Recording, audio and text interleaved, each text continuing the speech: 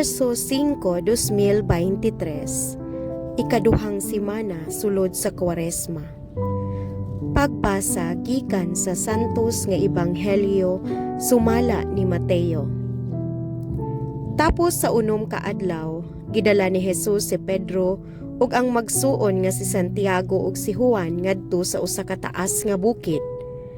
Samtang nagtan-aw sila kaniya, nausab ang iyang panagway. Ang iyang naong misanag sama sa adlaw ug naputi ang iyang biste sama sa kahayag. Unya nakita sa tulo ka tinun-an si Moises ug si Elias nga nakigsulti kang Jesus. Si Pedro miingon kang Jesus, "Ginoo, maayo nga ania kita dinhi. Kung gusto ka, magbuhat ako dinhi og tulo ka payag.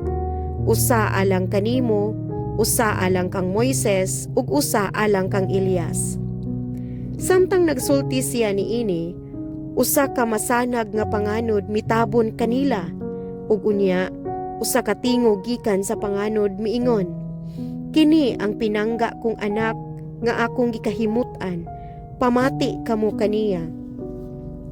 Sa pagkadungog sa mga tinun-an sa tingog, nangahadlok sila pag-ayo, ug tungod niini nanghapa sila.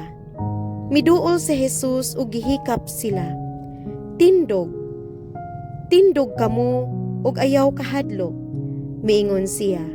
Sa paghangad nila, wala na sila'y laing nakita gawas kang Jesus.